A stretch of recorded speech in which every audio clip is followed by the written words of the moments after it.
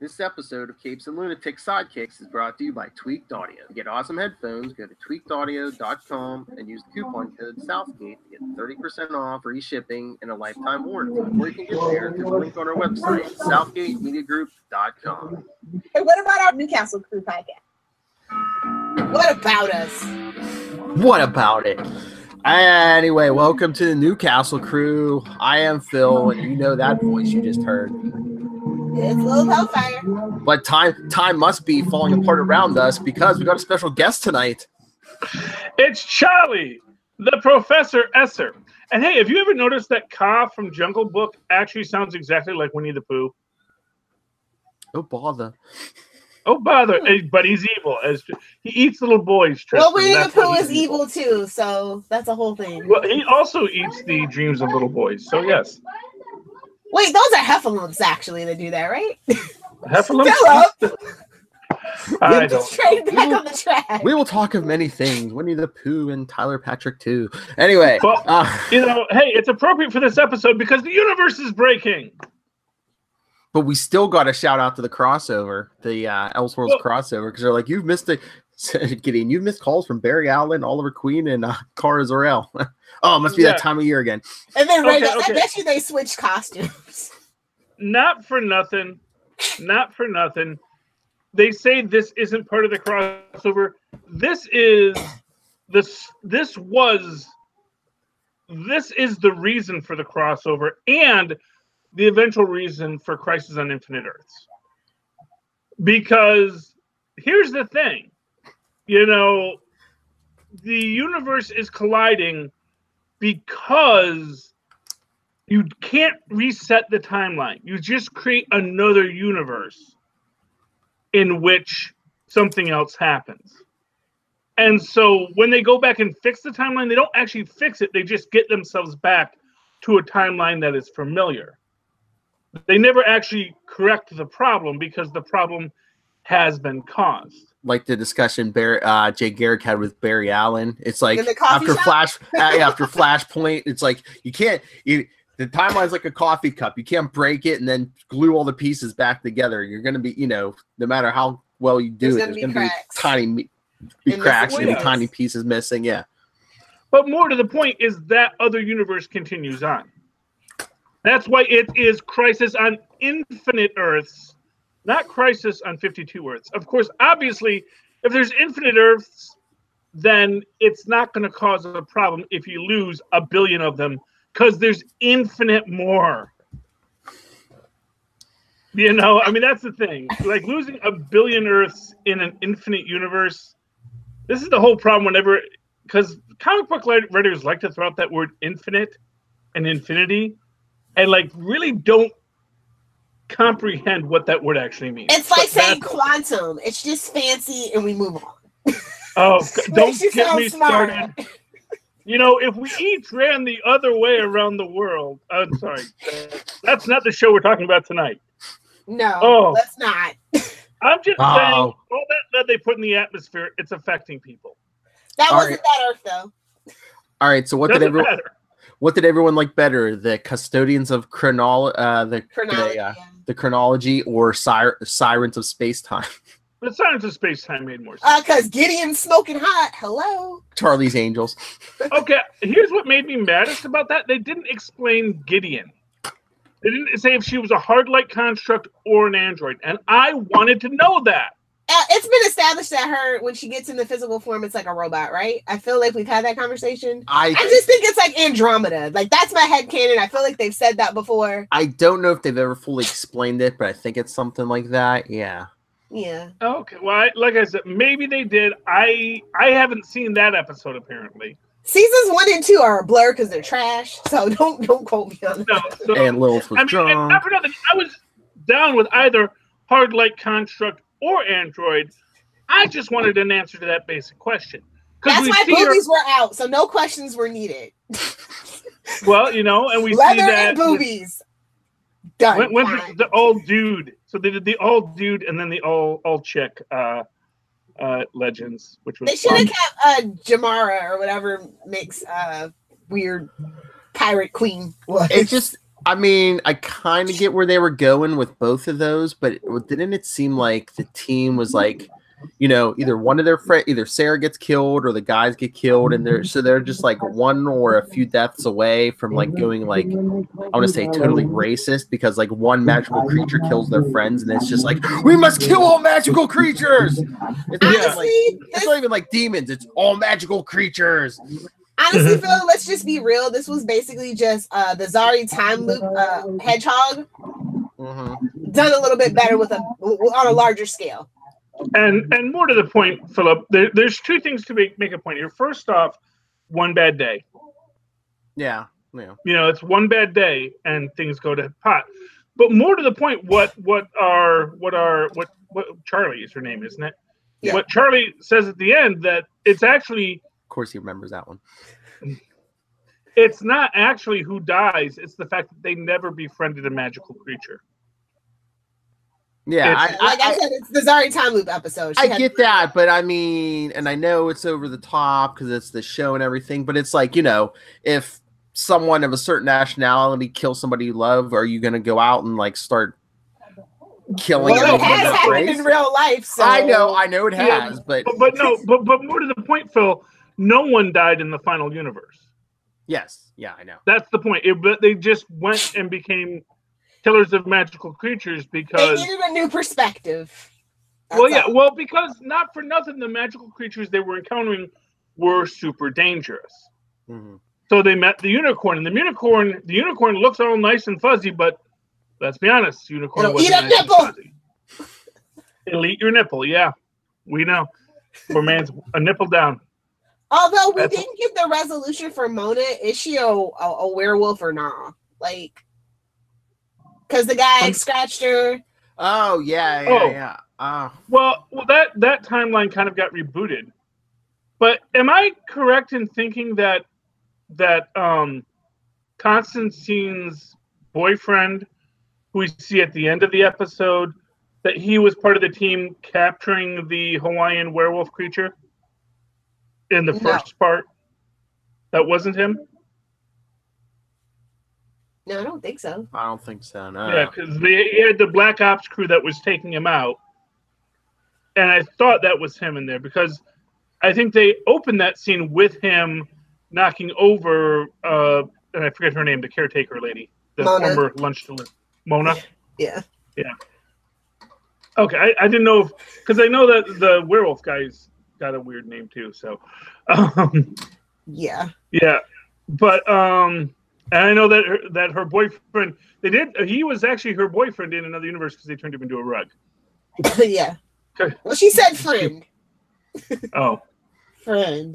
He's a boy, he's a friend. Boyfriend, Lilith. Honestly, I like the Muppets because it gave me angel vibes. Yeah, it was great. Stop singing. It was the Pigs in Space episode.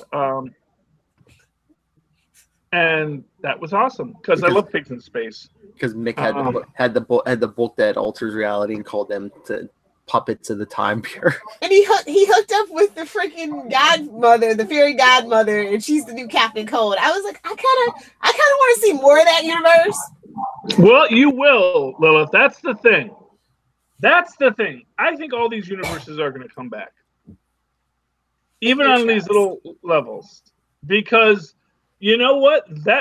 That's the kind of stuff that's going to be that stuff you didn't expect. And not for nothing, when they merge all the realities, you got to have a lot of cannon fodder in that universe. And the only way you get cannon fodder is by bringing him in from other universes. You know, so I think you're going to see the puppets, and they're all going to use their whatever special ability they got out of the deal, being like the puppet abilities and fairy godmother nonsense, and you know, freaking hard light construct robot things. Okay, you're gonna see it all happen in that Crisis on Infinite Earths. Okay, here's a question: the custodians of chronology, A-Team or Guardians of the Galaxy or both. Well, yeah, but it's like, why were they using like shotguns and stuff? And like they're using like regular guns. I'm like, I mean, if nothing else, you have Ray Palmer who invented the Atom suit. He can at least make you. They let Mick be the team leader. That was my headcanon. Yeah. Well. First off, never underestimate how good a shotgun can be. Oh yeah, no. Yeah. You can put silver bullets in a shotgun, Philip. But you don't even have to be that good with aim. So one, they have a genius like Ray Palmer. Two, they have a time machine. You can go to the future and get some. But three, it's a team of boys and they're idiots. Like I told you, this show is a clam fest and they have an agenda. #feminism. That's what that was about, Philip. I'm just saying. And not for nothing, Ray Palmer clearly had a laser gun. In that timeline? Yes, because what did he shoot the leprechaun with, Philip? Okay. Yeah, remember? Oh, yeah. Let's actually remember the episode. Okay. Yes. Hit your button, the leprechaun with a green laser beam. That's what he does. And because that's what Ray Palmer does, and you'll see that. Even in the later one, he's got the like super fist because we're not going to pay for get the whole Atom suit out of storage. So that's what we do. And that's Ray Palmer for you. But the other guys, and for what it's worth, you see later when the sirens, they all got energy weapons. I mean, it looks like a gun, but you can see that they all have like lowies. So exactly what they were shooting is debatable. Whether or not they were actually shotguns or just things that they named after shotguns because they're familiar is entirely debatable. But yeah. It's for aesthetics, Philip. The rule of cool. That's all that matters on Legends. Legends is all style and very little substance. That's why people are always cocking their shotguns, which actually just expels an unused cartridge from the chamber. Like you only cock it just before you shoot it. You don't just randomly cock your gun. That's what she said. That's my one per episode. Cutting it up. What do you want, Charlie? I got what I need from you, buddy. I'm having fun. Phrasing. Editing. Hey, woozies. So what actually happened this episode? So we come up. Oh, remember the episode, Charlie. I was like that episode of Super Connectivity. I was transitioning into the recap, Philip, because obviously someone has to take charge here. He doesn't listen to this show, apparently. I'm big all over. What show am I on anyway? I forget. Is this a Legends podcast? Is this the Constantine podcast? What about our Newcastle podcast? The answer to that is yes. Okay. I don't. Well, you know what? I'm happy to be here. The intro. And for what it's worth, this is a very Constantine-centric episode, if not Constantine-heavy. Just the way we like it here on Newcastle Crew. Yes. That's right. There you go. But what I loved the best about this was the intros. And I wish we had more intros. We only really got 2 intros, which is sad. Technically, no, it wasn't really. We got 3 with the puppets, and then we also get the cutaway for that spin-off backdoor pilot of Godmother and Godmother and Hot Wave. We're gonna call it Hot Flashes. There we go. No, I told you. The best was like the Sirens of Space Time because it was like all Charlie's Angels. It's like, hey, Hank, what's our mission today? It's like, really, it was the Sarah and Ava show. Like, poor Gideon. What's weird about that is why is Hank like all cool with them killing them when it's the ladies? Because ladies got boobies in there and leather, Charlie. Did I not say this already? Oh, okay. So he was hypnotized. He's still a man. And and Lilith, that's why you can't have boob windows. And here's my you take that back. That's the perfect reason to have boob windows. And here's my question. Like, even with the custodians of the chronology, like if they're all afraid of them and they're and they're worried about them, why are they letting them rule all over them? If they're afraid of them, why don't they bring in like a Flash or somebody to try to like bring them in or something? Well, first off, because the Time Bureau is evil. Yes. You saw that previous episode, right? Yeah, of course they're evil. They're in league with Neuron or Neuron. Yeah, but the demon's name Neuron. Yeah, he's basically DC's Mephisto. Yeah. Yeah, it's not Raven's dad though. No, not Trigon. No. Yeah, that's Trigon or Neuron. Trigon. I actually thought Neuron was one of the Kirby new gods. Like, is he a demon or is he just a space guy that is like hanging out with dead people? No, I'm pretty sure he's a demon, right? Yeah, he's an actual demon. Okay. Yeah. But you never know what is science, what is magic. Sometimes it's indistinguishable if you're an idiot. Yes.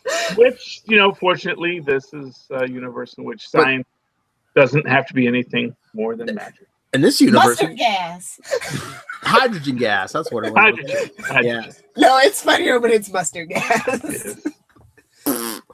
Anyway, it seems like in this universe all of a sudden we're getting a lot of like magic books because there was that episode where Mick had the magic book. That's how he created that female warrior, and then the Elseworlds, that was all magic books. Well, was that a magic book or was it a science book? Well, that's what we were asking. They never explained what it was. Well, is it magic? Is it super science? Alien? I'm just gonna say that it's the Endless's book, so it's magic. Plot device. Yeah, it's a MacGuffin. I kind of like it's all fifth-dimensional imps. It's an egg. That's my view. Is it's all fifth-dimensional imps all the way down. It's an egg MacGuffin. And I'd like to think that basically, because Superman's dealt with one of these books, and not for nothing, like, when did Superman? Oh yeah, I've seen one of those crazy rewrites universe books. Yeah. Oh yeah, I remember one of those. Yep. I know how those work. Honestly, they should have kept Zari as a cat. I'm just saying. Button hurts. Hit my button. Okay, first off, and correct me if I'm wrong. Did Isis used to have the ability to turn into a cat? Like the second I saw that, it's like, oh yeah, Isis used to turn into a cat too. I thought it was a Catwoman reference because that's Catwoman's cat's name. That's what I thought. Oh, sorry. Oh, okay. Well, because her character is based on Isis. Yeah, I know, but very loosely. Yeah, very, very loosely. But I thought for some reason, the second I saw that, it's in my head now. I have to look that up now. Did Isis actually turn into a cat? Because then maybe she keeps the power to turn into a cat. Yeah, that was the weird thing. Because it was like every timeline basically they went to, she was a cat. Yeah, because that's what the fairy godmother turned her into. Yeah. Until she turned her into a puppet. Which, there's worse things to be. As you do. Although what was weird about that was, why was Zari the only one who didn't have a puppet persona as a puppet? Yeah, because they were all like in their superhero costumes. Yeah.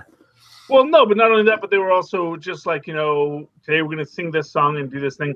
But Zari was the only one to like, she was on the ship. Yeah, because she was coming back and forth with them from timeline to timeline, maybe. She wasn't like... Okay. Yeah, I guess so. It's Legends, like I said. It's all substance. It's all style and very little substance. So you just got to roll with it. All Flash, yes. I can go along with it.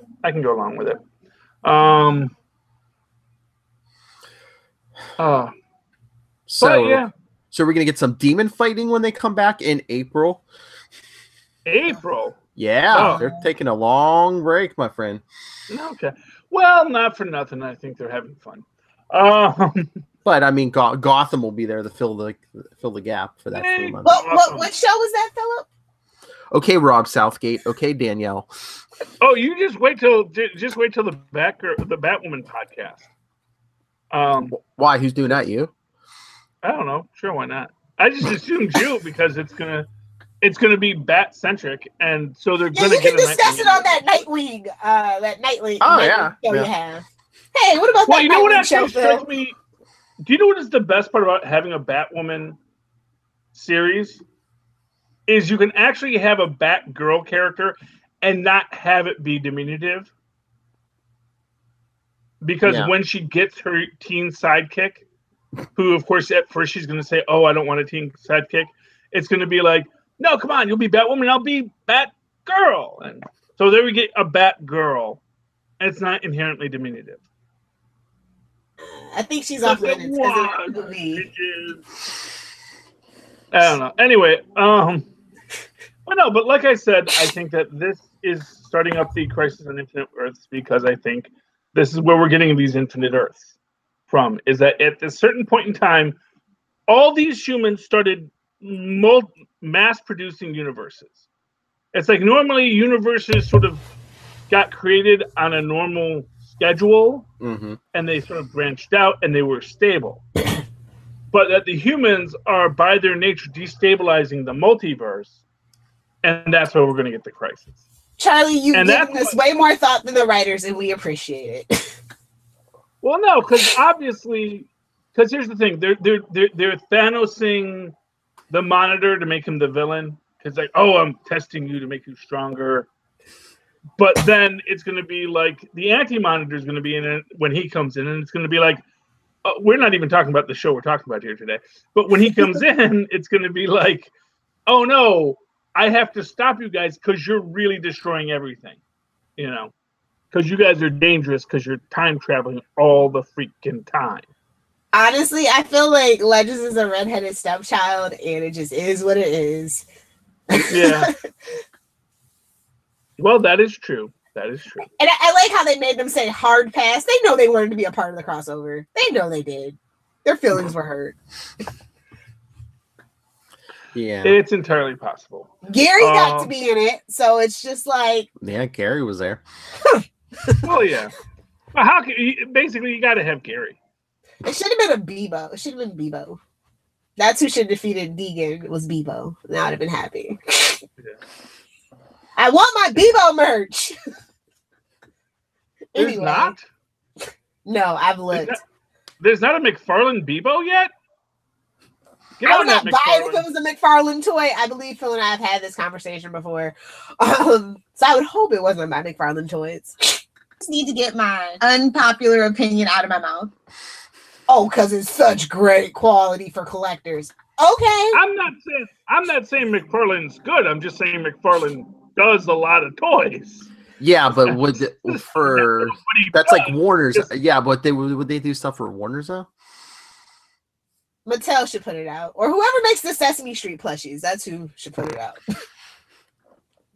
The Sesame Street plushies are owned by Disney, so. Oh yeah, Muppet. Never mind. Yeah. They own everything, Lilith. Everything. Well, yeah, that's up to you guys. Worship your mouse overlords, like that's your deal. But I don't know. Even on The Simpsons now. If there was some loving male out there who wanted to please Lilith Hellfire, I would say a custom Bebo for Christmas would probably go a long way. But I don't know who I'm talking about. That's just this imaginary figure. Yeah, granted, he's not allowed to listen to the podcast. Yeah, because Mark Harmon can get it. Among many other things, yeah.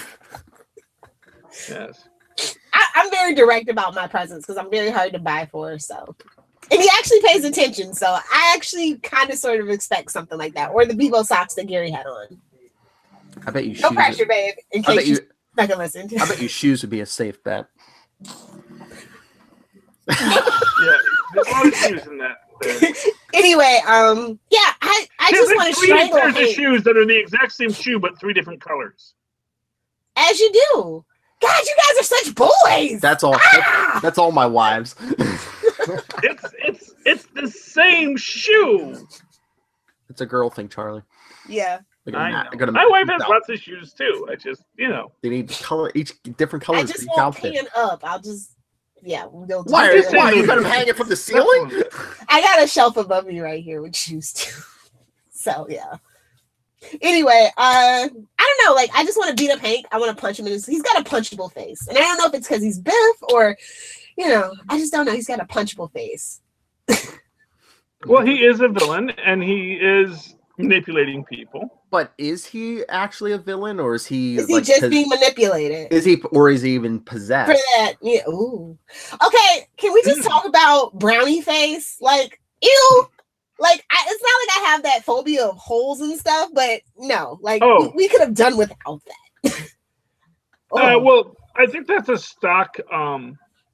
That's a stock effect. Burnt Brownie is a stock effect. Yeah. What do you mean when he turns into the? I saw that as like honeycomb face. And it's actually it's supposed to freak you out. It's a demon. Like, yeah, exactly. It's meant to be the most repulsive thing they could say. Basically, what they said is, what would be a look that would really scare the heck out of you if you saw it? And someone said, what if they, instead of a face, they just had 1,000 little holes? Yeah, I couldn't watch the cult season of American Horror Story because they kept showing stuff like that. I was just like, I don't. Yeah, because the whole idea is, the minute you see those holes, you think two things. What made those holes? What's going to come out of those holes? What's going to come? Oh, phrasing. Phrasing. You better have that as a drop, Philippa. We're fighting. What coming out of those holes? What made those holes? Anyway, but that's the point, but that's why it's scary, because, there's no more primal fear than the fear of death and the being devoured by worms that happens when you die. And that's what that is. That is viscerally imagining that idea of all of the worms crawling in and the worms crawling out. The worms playing pinnacle in your snout, eating your teeth and rotting your brain. And that's the end of your wonderful days. I don't know. So I like when Sarah and Constantine have drinks. That was a good thing. Oh, one of those adventures. Yeah. I heard a lot of people complaining, I guess, because they didn't know that Constantine is bisexual/pansexual. And I was just like, I had to correct that on a lot of words. I'm like, obviously you're not a fan, and it's okay. I'm here to school you. It's fine. Yeah, because that's been in the comics for how 2002. Yeah. Yeah. I don't know. That's surprising. CW. So I was just like, where you been? Not for nothing. Were they just fans of the Keanu Reeves film? You know what? If you're a fan of the Keanu Reeves film, email us. Tell me why, so I can come find you and fight you and tell you why you're wrong. I think the only one there might be Keanu Reeves fans, but I don't know if there's fans of that movie specific. Well, I guess there could be. Oh, you know what, Philip? Every film. Yeah, every film, no matter how great. Every great movie has its distractors too, but. Yeah, but I'm just saying. There's fans of every film, even that last Fantastic Four movie, Charlie. I'm sure there is one. There's got to be. Well, I think Josh Trank liked it. Yeah, Josh Trank, yeah. Michael B. Jordan fans liked it. They're like, yes, he gets to be rebirthed in the MCU in the tradition, the grand tradition. Yeah, except they killed his character. Or did they? Well, if they bring him back, I'm going to be sad, because his whole thing was, no, I would rather die than live as a prisoner. When do they listen to the whims of black men? Let's just be real. Yeah, you do have that someone could bring him back, just like they're going to bring back. Well, actually, no, they're not going to be bringing back Diamondback anytime soon, because at least not for 2 years. Oh well. Oh, the politics of it all. We'll talk about that on Super Connectivity. Ding! Anyway. Who's the MVP for you guys this episode? Constantine. Yeah. Really? I liked his conversation with Zari, but that's about it. When she was the cat and she put her paw on him, I was like, oh. He's like, you're so fluffy. I was like, yes, thank you. Diffuse the situation. I mean, I think that's the kind of the point of this episode is like, I mean, look what could have happened in the Legends if Constantine hadn't joined the team. I mean, he did for selfish reasons, but I mean, look what would have happened if he hadn't joined the team at the beginning of the season. But again, as was established, it wasn't Constantine, it was Charlie. That actually was what caused the thing. That basically the effects that happened weren't just because of Constantine. It was because they actually befriended a magical being. I'm gonna say, as far as MVPs of the series, first off, the only thing I would say for Constantine is I love when he catches the cell phone, because that is such a Groundhog Day kind of moment. Where just he knows where it's going to be and he catches it, and then I think I remember something's going to fall. Oh yeah, yes. But so that was, and hey, he makes the catch, and that's what an MVP has to do. So I mean, that's a good thing. I'm actually going to say, who's my MVP? Well, I mean, honestly, I got to go with Charlie because I think it was Charlie's episode. You know? Well, yeah, and not just because we share a name. You know, she probably spells it with an I, and I spell it with an IE. So, actually, we probably both spell it with an IE because that is the feminine spelling. I don't see her as a Charlie with a Y kind of girl. You know, she isn't. It's IE. Yeah, so we actually just spell it the same way. No, your name is Chaz. Sorry, that's just how it has to be. I'm fine with Chaz. Chaz is my classic name. Oh, by the way, Philip, I guess we might have to cover a new season of City of Demons for Constantine. Apparently, yeah, isn't that what Charlie was saying the other day? Yeah, I finally saw it and I was like, "What? They snuck that in." So after Gotham, the CW app now. You don't just keep it on there. There's a lot of good. Well, for me anyway, there's a lot of good stuff on the CW. Well, honestly, they've been selling me on it with my watching of the CW because they like every other commercial is about CW Seed, and it's free. Exactly, which is like the weirdest aspect of it. It's like, you know how sometimes we say it seems like DC doesn't know what it wants to do. You can't skip the ads, so that's how they make their money. Well, yeah. Well, I don't skip ads anyway. That's how you use me. Shots fired. Well, no, I mean, first off, if you skip the ad, then when do you pee, Lilith? I drink a lot of beer while I'm watching television, and I will need to pee. Okay, so let's do the math. Why do you think that bucket is sitting right next to little Hellfire? No bucket. Never. I don't have that problem. It's like I'll hold it till I'm done. If I'm binging. My body knows. You're gonna have to wait 6 to 8 hours, okay? Well, you know, to be fair, Lilith was blessed to not be born with a prostate, so. Not a male prostate, no. There's one drop. Yeah. I don't think women don't have prostates, Lilith. That's like our one. Yeah, actually, I'm 99.9% sure women do not have prostates. Okay. Welcome to Anatomy 101 with Professor Esser. With the patron saint of advertisement, Charlie Esser. I mean, unless I fell into another universe recently in which women do have some sort of prostate. No, they're puppets, but they still don't have prostates. As far as I know, women have no prostates. Okay. And as you age, your prostate makes you pee for reasons. Don't know why. Well, it doubly sucks to be a boy then. I'm sorry that happens to you. I think they said when you age, if you get you can get like an enlarged prostate, which might make it pushes on your bladder. Yeah. The point is, Lilith, is that basically it's great being a dude for like the first 40 years, and it just drops off precipitously right after that. It's like women kind of have it lousy, but it's like the same level of lousy their whole life, and like men, it's like awesome, and then awful. The enlarged prostate is like our hot flashes, our menopause. Thank you. Ooh, okay. Anyway. Moving right along. Moving right along. All right. So what did everyone grade the episode? Oh, I gave it an A. From the fourth wall breaks to the self-awareness to the freaking intro scenes. The intro scenes just made this. And the fact that they were all like these weird 80s throwbacks. Yes. Granted, like Charlie's Angels is a 70s throwbacks, but they did it in that was actually more of a 90s throwbacks. Was kind of like the reboot. Yeah. It was maybe the aughts. When did the movies come out? 99, I think. 99, yeah. So it was like that. Yeah, it had Matt LeBlanc in it, so it couldn't have been too late. Yeah, because Friends ended in 2000, so yeah. Yeah, so yeah, that was him trying to be a movie star.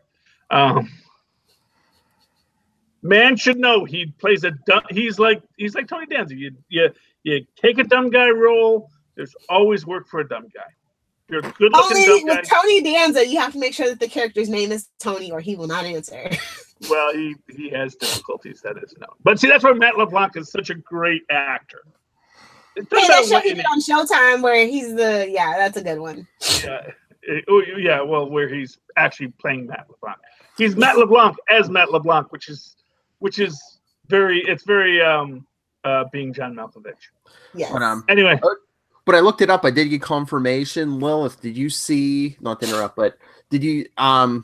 They were fighting that evil puppet at the end, Charlie, which was where they were at last episode before the timeline went bonkers. Yeah, what was it? Spike John or Johnny Spike? Mike the Spike, yeah. Mike the Spike, that's what it was. But we were. I thought it was who. I saw that say who the guest star was, but you know who that was, Charlie? Yeah, Paul Rubens. Was yeah, it was. Oh, that was Paul Rubens. Oh, what a waste. No, Paul Rubens was great in the role. I mean, that was actually what I was thinking I was going to say was the MVP, but he was really more in the last episode than this one. So. If I had been a Les, I said, Mike the Spike 100% was. Maybe he'll be back in Puppet Steinbach. Oh, yeah. Maybe he'll be back. No, I want live action version. He's not been killed, so he's locked up in the bureau. So it'd be funny to see this little puppet in a cell. Oh, you mark my words. Mike the Spike is coming back. Mike the Spike is going to be their season opener because he's going to escape and he's going to be like the leader of all the monsters. And that's when we're going to get the Mona and her werewolf boyfriend. Or the whole thing with Moron, if they have to go to hell, maybe they take Mike the Spike back to hell or something. Or Mike the Spike's the one that can get them into hell. Oh, get Constantine's boyfriend back. Because that's how you do it. You got to negotiate. It says, hey, I got out of hell. I can get you back in. Well, it's not like they actually got out of hell. The legends broke the seal, so. Yeah, but you still had to know where the hole was. It's not like true everybody in a lot of circumstances, actually. Crazy. It's not Wayne's World, but it's filling Lil. So what are you gonna do? Yeah. But anyway, no, I mean Mike the Spike was awesome. That was Paul Rubens, so that's good to know. Nice. Lilith, did you grade this episode? A B+. Because like I said, I just felt like, okay, we've been here before, it's just a grander scale. And Zari should have stayed a cat, because I don't like Zari. You don't like Zari? I feel like we have so many duplicates of characters. It's just annoying. Like her and Mick at times, and like Zari is whoever they need her to be. Like she doesn't have a personality. It's all malleable, and it drives me insane. So well, she's a young girl still trying to figure out who she is. She grew up in an apocalyptic wasteland. If you don't mind, lazy writing. Sorry. Well, yes, that too. I mean, you both have valid points. So I'll split the difference. A-. Okay. Yeah, I mean, it was a good show.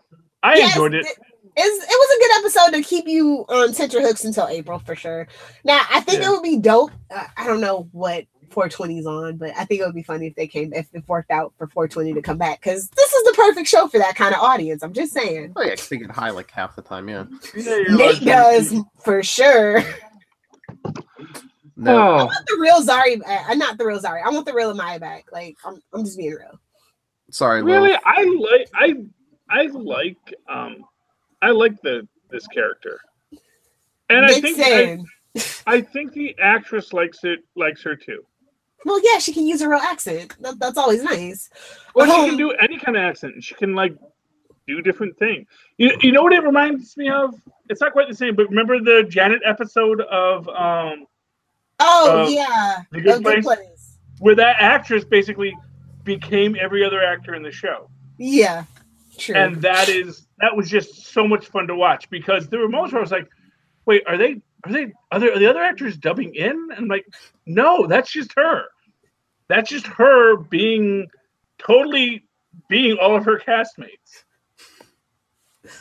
And that was awesome. And we got to see Blanche in it, so that was fun. Why don't we have a Good Place podcast? Make one. I mean, it is the Southgate Media Group. Yeah. Well, you do know, I am very lazy. And I'm already in like 70, I know. Yeah, well, I mean, technically it's like one show, then another show, then another show, and they're all in the same. I'm a bombastic fellow. I am bombastic, that is true. Oh, I'm not a fancy man. I am not a fancy man, that is true as well. Oh, did you want to talk Batman Damned really quick, Phil? Yeah. Since it is Comic Book Wednesday, we're actually recording on Comic Book Wednesday. Oh, first you want to record every night as Legends comes out, and then the week we can because of the crossover. Then you're like, oh, we finally get to record on New Comic Wednesday. Well, yeah, didn't it get pushed back? Wasn't it supposed to be out in November, even though it's every other month? Yeah, I think because Bat Dong pushed it back or something. That dong gate. Oh yeah. Okay, so not enough Constantine, obviously, is going to be my first criticism. Yeah. So his narration is meandering. Is it like? Is this really Gotham City and stuff, or is this no? Like this is an alternate universe for sure. Land of the Dead? It might be like the afterlife or something. Yeah, it seems like it because you got that. How he perceives it. Yeah. Especially this issue, got the weird Etrigan and yeah. It is the Joker. Joker can't be dead. That's Batman's worst nightmare. That's how we get the Batman who laughs, bro. Just saying. Oh, that came out today too. Batman Who Laughs #1. Yep. I know. I'm trying to do them. And what was up with that Harley in this at the end of this issue? One of the most infamous scenes is the real. I mean, how much can you really do with Harley? I mean, it looked like almost looked like we were gonna get Harley nudity this time, but no. But then like she was like almost looks like she had a big surgical scar down the middle. I don't know what they're doing, but like I like the artwork most of the time, but sometimes it goes from two. It has that Soldier X problem where the grotesque might be too much and need to tone it down. Yeah, I think they're just I think they're going for the horror's sake. It's like yeah. I love the artwork though. The lines are clean, the lettering, everything about it. But like I said, they just kind of lean into the grotesque a little too much at inopportune times. Yeah, and I think this is like some version of Hell because they keep playing with the thing where it's like, oh, was Thomas Wayne cheating on Martha? And more like Martha was cheating on Thomas. Alfred. Yeah. But you know, in regular continuity, they're never going to go there. I don't know. Give it 5 more years, they'll destroy anything.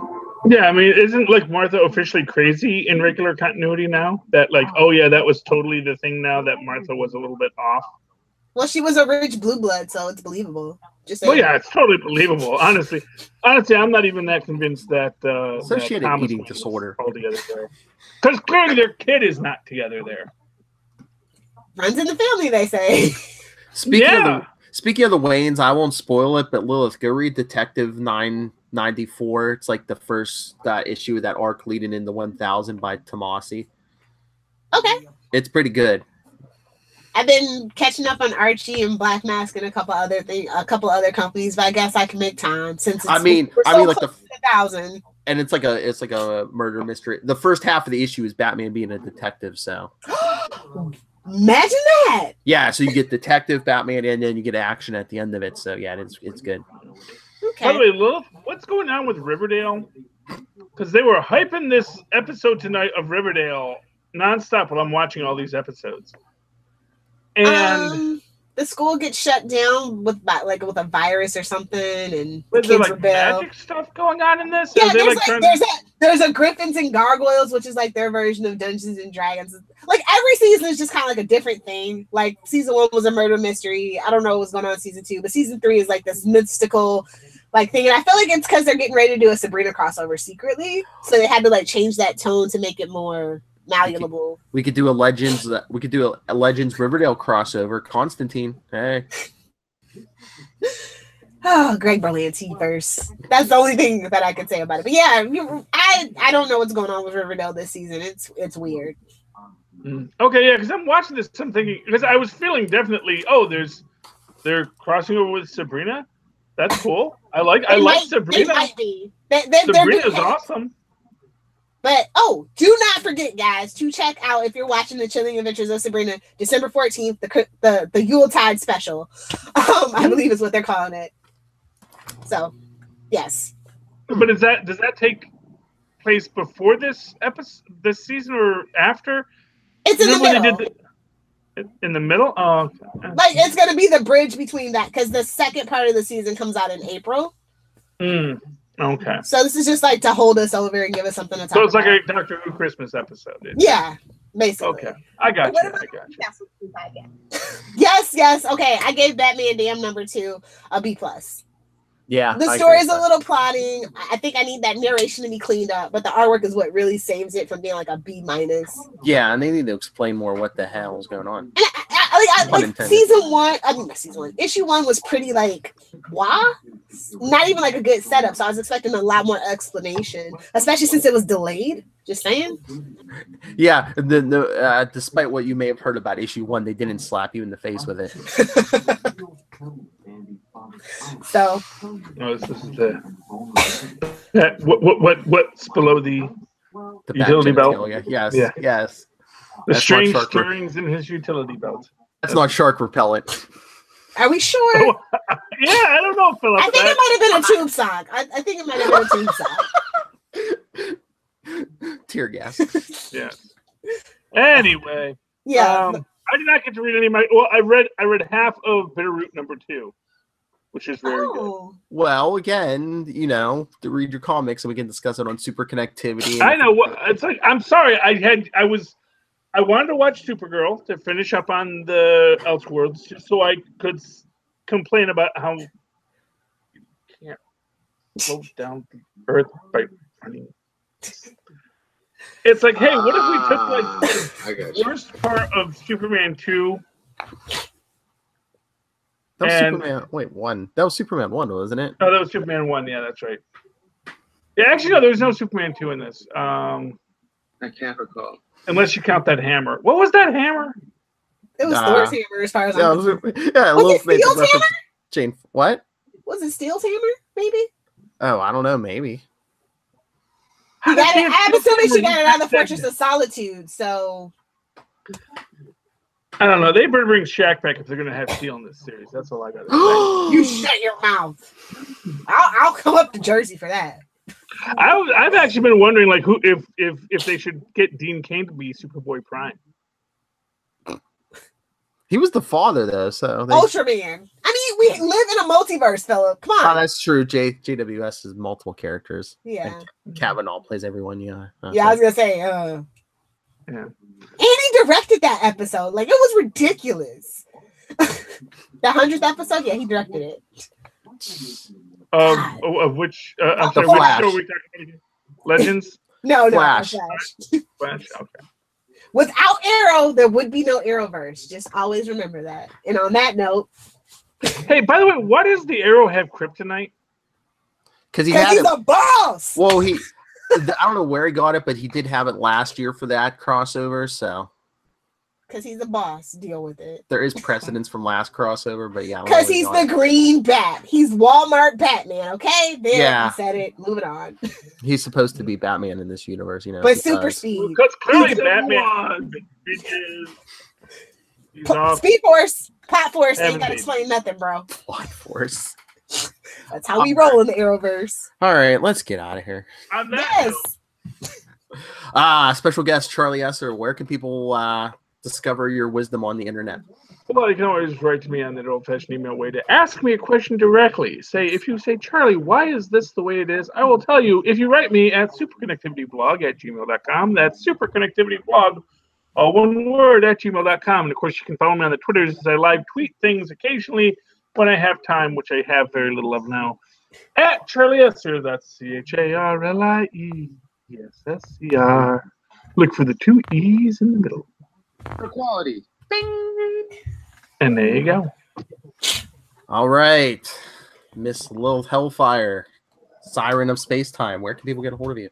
If you guys want to send me some Bebo merch, at Lilith Hellfire on Twitter, Instagram, at Lilith Hellfire 86. If you want to talk Smallville or Superman, at Save Me Pod on Facebook, Pinterest, Instagram, and or Twitter.